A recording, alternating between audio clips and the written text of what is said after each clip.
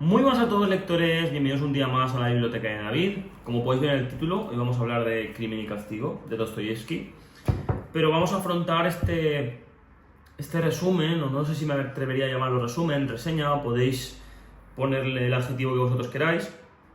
Pero voy a tratar de una forma diferente, ya que como supongo que podéis ver en el título, voy a hablar solo de los dos primeros capítulos, es decir, voy a intentar dividir este resumen en tres partes.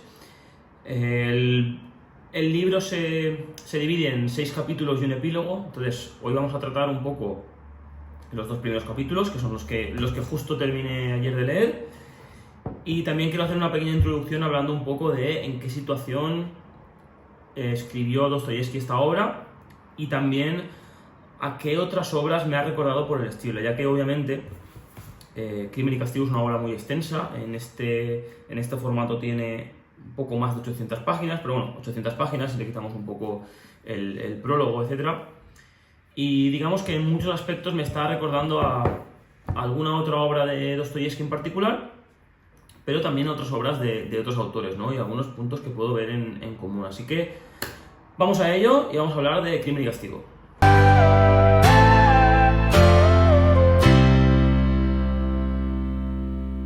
Lo primero que tenemos que intentar entender es un poco cuál era la situación de Dostoyevski a la hora de escribir esta novela. Sin ninguna duda podemos considerar a Dostoyevski uno de los mejores escritores de la historia. Pero como muchos, y como muchos de los que por suerte ya no siguen vivos, ¿no? Obviamente Dostoyevski murió en el año 80 y algo, si no recuerdo mal, pues son personajes que estuvieron muy al filo de no haber llegado nunca a ser recordados o reconocidos en literatura en este caso por una muerte temprana. Y es que, digamos que Dostoyevski tiene dos etapas, ¿no? La primera de ser encarcelado y la de después de ser encarcelado. En la primera época, él escribe de una forma un poco más, ¿cómo decirlo?, más suave, ¿no? Menos existencialista, me atrevería a decir, enfocándose en otros asuntos que también son relevantes, también son buenas obras, pero deja un poco de lado toda esta sensación de frustración con la vida, todo este existencialismo que sí que podemos ver en obras posteriores a ser encarcelado. Él, antes de ser encarcelado, escribe obras como El Doble y también escribe, si no recuerdo mal, Noches Blancas y Pobre Gente, y esta sigue en un tono como estaba comentando. Él luego es encarcelado por 10 años, este periodo de encarcelamiento es un poco distinto porque el primero lo encarcelan, lo condenan a la muerte, finalmente no lo asesinan y es enviado a Siberia, primero 5 años haciendo trabajos forzosos y luego los siguientes 5 años trabajando como militar o en el ejército ruso en Siberia, ¿no? Entonces, obviamente todo este periodo de su vida tuvo un impacto muy profundo luego a la hora de escribir sus novelas. Esta novela en particular, Crimen y Castigo, la escribieron en el año 1865, y justo poco antes había escrito Memorias del Subsuelo. Memorias del Subsuelo ya es una obra muy oscura, muy existencialista, y tiene algunos rasgos que se asemejan con Crimen y Castigo. Obviamente tiene algunos otros que no, como es obvio, porque son obras diferentes, pero tiene algunos rasgos que ahora comentaré que son similares.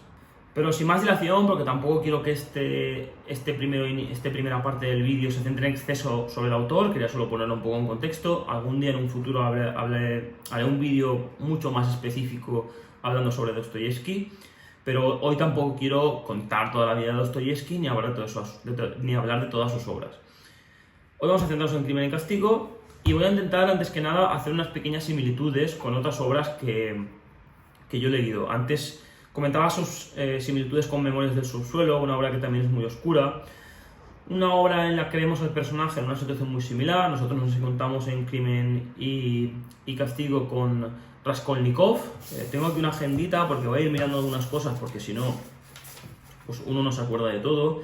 Pero sí, Raskolnikov, aunque una de las características que tiene Dostoyevski y en general muchas características de la literatura rusa es que en la misma obra podemos ver representado al protagonista con diferentes nombres. Y esto es porque en la literatura rusa en general, o en el idioma ruso mejor dicho, muchas veces se usan diminutivos, se usan abreviaciones, se usan también los apellidos en lugar de los nombres. Entonces digamos que Dostoyevsky por sí mismo también intenta representar un poco esto en su literatura, ¿no? Intenta hacernos ver cómo su literatura es un reflejo de la sociedad y también del lenguaje, como es obvio. Pero esto, por suerte, se ha conservado en las traducciones, que es algo que podrían haber obviado, ¿no? En las traducciones podrían haber obviado este tipo de guiños, por decirlo de alguna forma, o de características del lenguaje ruso, y haber puesto siempre el nombre del protagonista de la misma forma, ¿no? Pero en la traducción se intenta conservar este cambio en los nombres, y es algo que tenemos que tener en cuenta porque, aunque en Crimen y Castigo no me está resultando a mí de una forma demasiado compleja, y ya os digo que también tengo una libretita en la cual me estoy apuntando todo porque esta es una obra que hay que analizar, sí que sé de primera mano que, por ejemplo, Los hermanos Karamazov es mucho más compleja en este sentido porque tiene muchos más protagonistas principales o personajes principales, cosa que en este libro, al menos de momento, solo tenemos uno. Y esto es algo que tenemos que tener en cuenta a la hora de entender la obra. Otra de las características que vemos en Crimen y Castigo, que podemos ver en Memorias del subsuelo y que se pueden ver en otras obras de otros autores, pero que también son bastante existencialistas, aunque otros no, porque haré un guiñito a uno de mis autores favoritos, pero digamos que es ese personaje que, obviamente, o no tan obvio, pero es pobre, viene de una clase baja, o aunque no venga de una clase baja, él se ha puesto en una situación en la vida complicada, o tiene una situación en la vida complicada, y termina viviendo en uno de estos tipos moteles, por llamarlo de una forma, en los cuales tú alquilas una habitación, luego también te dan de comer, etc. Y termina viviendo en esta situación, ¿no? Que es como vive el personaje de esta obra de Raskolnikov. Esta similitud a mí me recuerda mucho, por una parte, a Memorias del subsuelo, en el cual el protagonista vive en esta situación.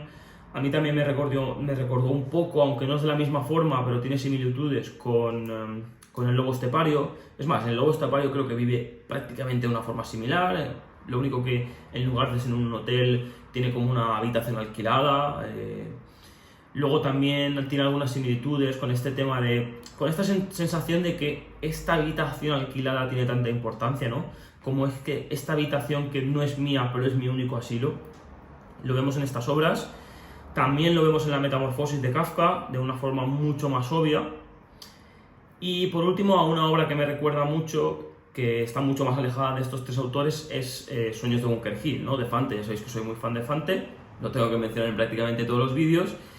Y en este libro también nos comenta cómo el protagonista principal pues tiene problemas económicos y termina viviendo en un tipo de motel o hostel, o llamadlo como queráis, de este estilo, ¿no? Así que digamos que esta obra tiene muchas características similares con otras muchas que he leído, en las cuales pues, tenemos a un personaje que viene de una clase social baja, es pobre y, como aquel que dice, sobrevive a duras penas.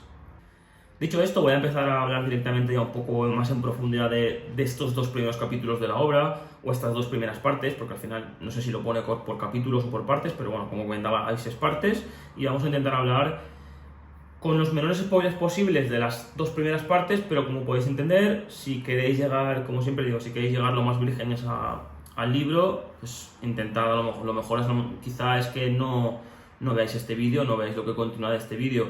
Si no os importan los spoilers, aunque ya aviso que voy a intentar hacer los mínimos posibles, pues oye, quedaros y así podéis entender un poquito mejor la obra, tanto porque ya la habéis leído y os han faltado algún tipo de rasgos, o intentar entenderla un poco más en profundidad, o porque no la habéis leído aún y queréis aproximaros a ella de una forma pues, prematura e intentar entender un poco sobre qué trata la misma, ¿no? Como esta parte voy a intentar no alargar en exceso, ya que, como estoy diciendo, no quiero hacer excesivamente spoiler, nosotros nos encontramos a Raskolnikov, ¿no?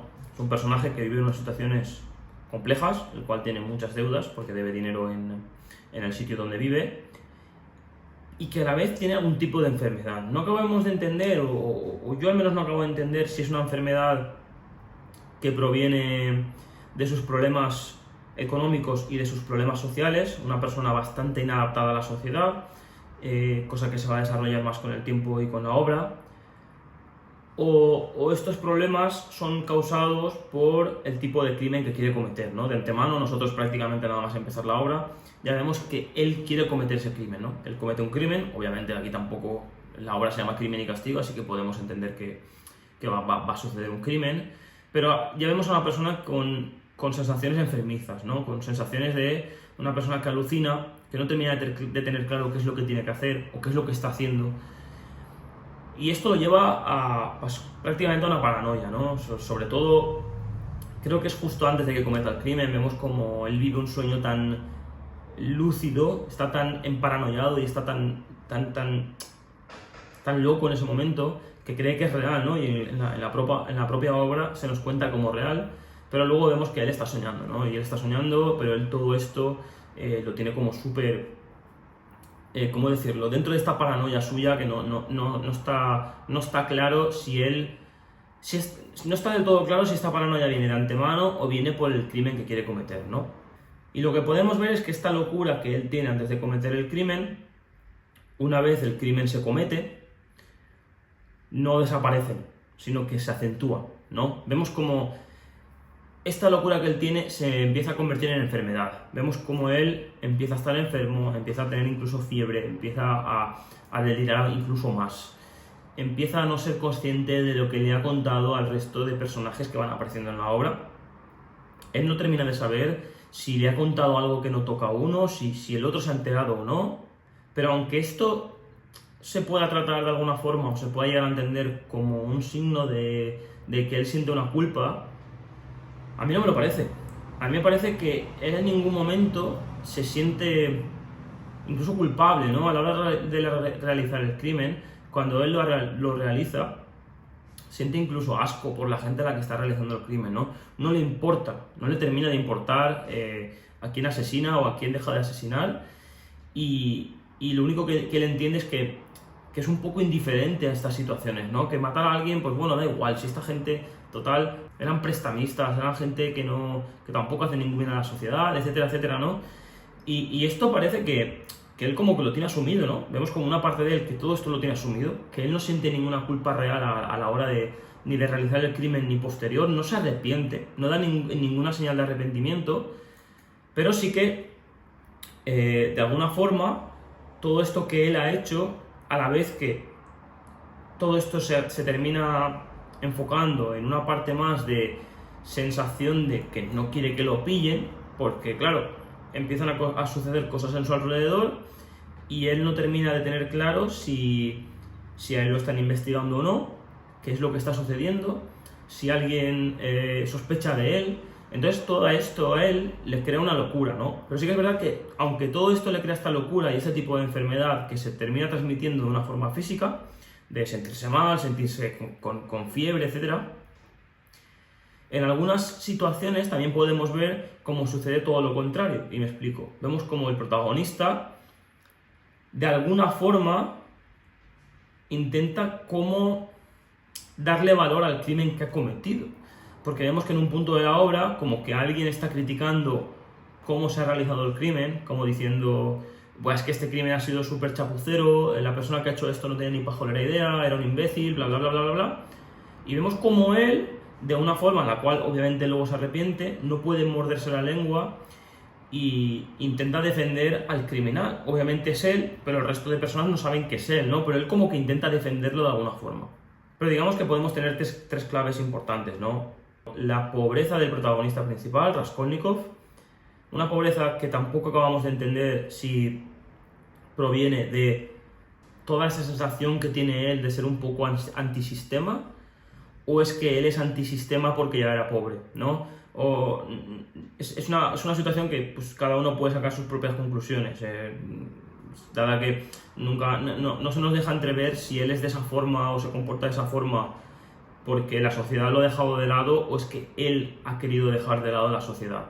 Luego la segunda parte importante obviamente es el crimen, como obviamente nos damos cuenta de que va a tener un papel principal durante toda la obra, sin saber si lo van a pillar o no lo van a pillar, obviamente, supongo que esto se tiene que desarrollar más adelante. Y luego como podemos ver que todos estos problemas derivados del crimen que él ha cometido se manifiestan de una forma física, ¿no? Como este problema o esta situación mental tan complicada del protagonista termina teniendo connotaciones físicas a la hora de estar enfermo y con fiebre y delirar y que se le va la cabeza, ¿no? Así que nada, gente, esto es un poco lo que quería hablaros en esta primera parte del vídeo. Crimen y Castigo me está encantando, es una de estas obras que de estos 8000 que se llaman a día de hoy, de estas obras que uno le tiene bastante miedo a aproximarse, porque son obras complejas, son obras de 800 páginas, son obras que uno tiene que, para poder entenderla bien, tienes que, como aquel que dice, prácticamente estudiarla, porque si esta novela te la lees como muchas otras que he podido presentar en el canal hace poco, posiblemente no entiendas nada. A las 300 páginas digas, no sé qué me estoy leyendo y tengo que empezar de cero o dejarlo. Entonces, es una novela que te tienes que leer de una forma muy pausada. Si haces apuntes como he hecho yo, pues posiblemente mejor, porque te van a ayudar a, cuando escribes algo, te ayudan a recordarlo de una mejor forma, ¿no? O incluso, pues como hace mucha gente, pues tener apuntes en las hojas, subrayarlas, tener posits y poder acudir ahí cada vez que tengáis alguna duda. Creo que es una de estas obras en las que hay que hacer esto para poder entenderlo bien, salvo que, no sé, tengáis una mente privilegiada o lo que sea. No es mi caso, así que tengo que leer de esta forma. Nada, gente, decidme si os ha gustado este vídeo, decidme si os gustan este tipo de aproximaciones o este tipo de vídeos en los cuales divido la novela en 3 para que se pueda hacer más amena a la hora de hablar de ella. También porque quizá mucha gente está viendo este vídeo porque acaba de empezar la novela y quiere ver si otra persona opina de una forma similar, o incluso si se ha dejado algún detalle. Lo dicho, gente, pronto, supongo que la semana que viene, depende de cuando estéis viendo este vídeo, ¿no? Pero intentaré que no se alargue en exceso, ¿no? Es decir, al menos un vídeo de esta novela por semana, es decir, en 3 semanas tendríamos que tener todo hecho. Y nada, esto ha sido todo. Como siempre, si os gustan este tipo de vídeos, dadle un like y suscribiros, porque yo lo agradezco muchísimo. Y hasta la próxima. Chao.